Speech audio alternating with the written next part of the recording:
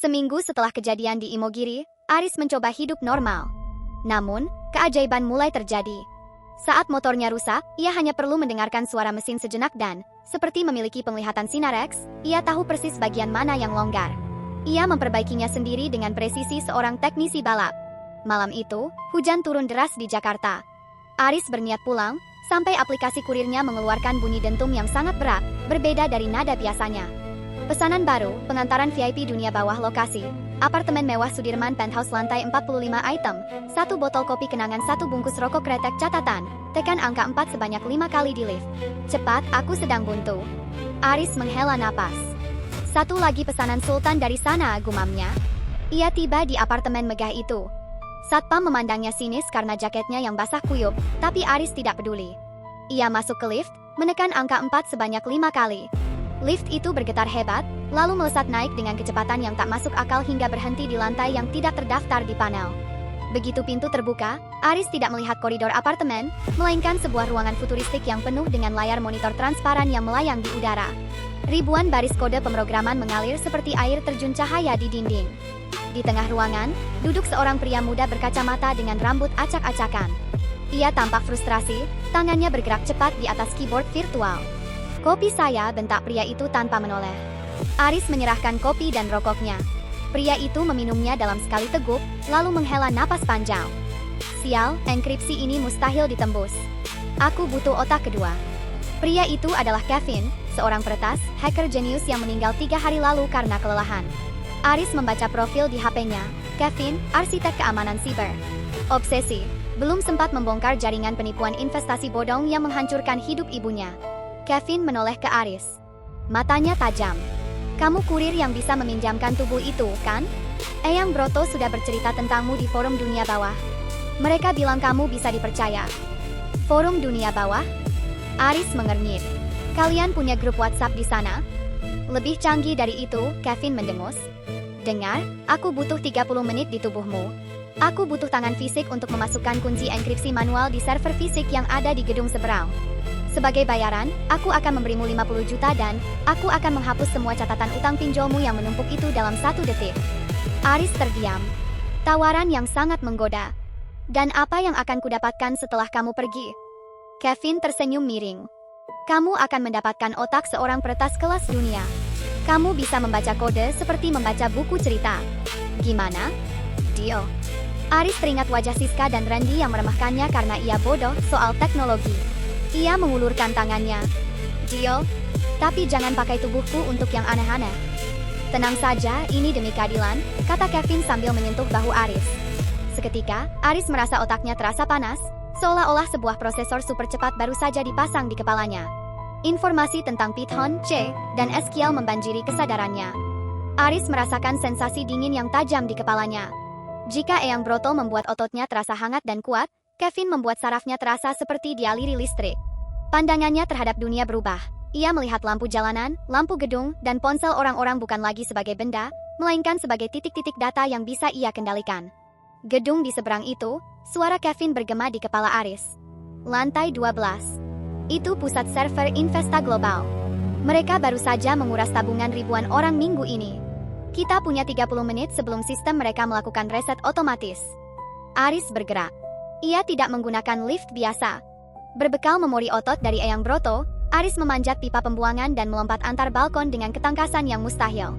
Kevin membantunya dari dalam otak, mematikan sensor gerak dan kamera pengawas tepat 1 detik sebelum Aris melewatinya. 3, 2, 1. "Buka pintunya," instruksi Kevin.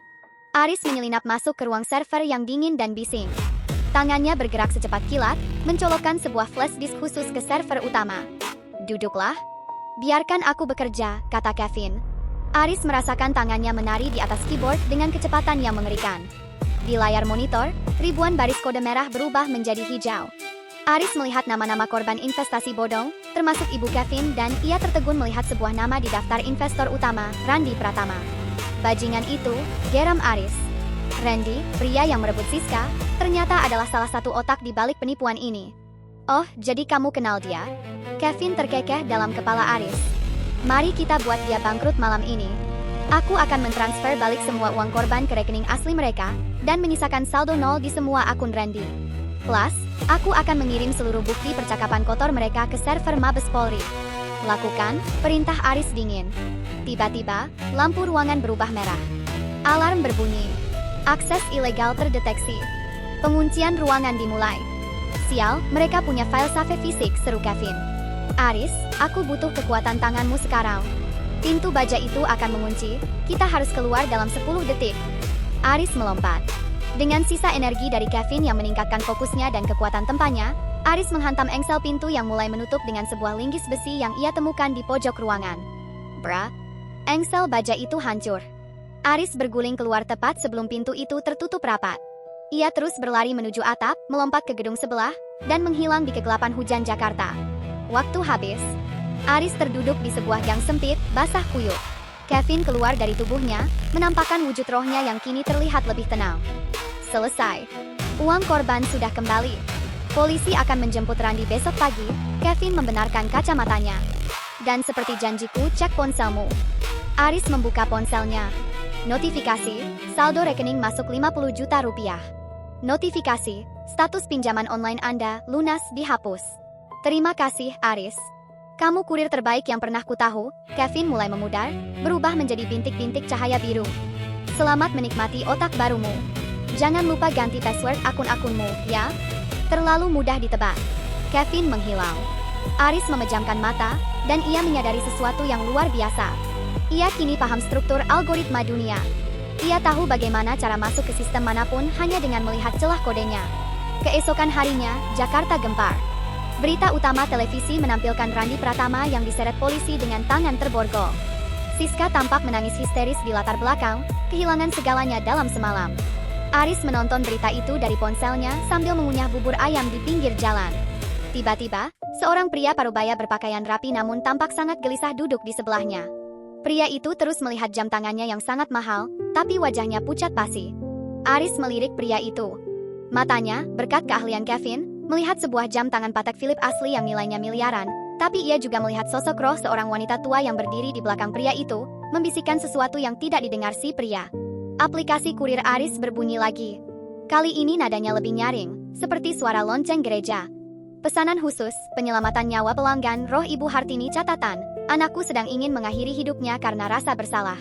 Katakan padanya, ibu sudah memaafkannya. Aris meletakkan sendok buburnya. Ia menoleh ke pria kaya di sampingnya itu. Pak, jangan lakukan itu. Ibu Hartini bilang, dia sudah memaafkan Anda. Pria itu tersentak, sendoknya jatuh. Ia menatap Aris dengan mata terbelalak. Ka, kamu tahu dari mana nama ibuku? Aris tersenyum tipis sambil merapikan jaket kurirnya. Saya hanya kurir, Pak. Saya mengantar apa yang perlu sampai. Pria itu, yang ternyata adalah Handoko, seorang taipan properti yang dikenal dingin, gemetar hebat. Ia baru saja berencana meminum racun di dalam mobilnya setelah sarapan terakhir ini. Mendengar kata-kata Aris, pertahanannya runtuh. Ia menangis terseduh-seduh di atas meja bubur ayam yang sederhana.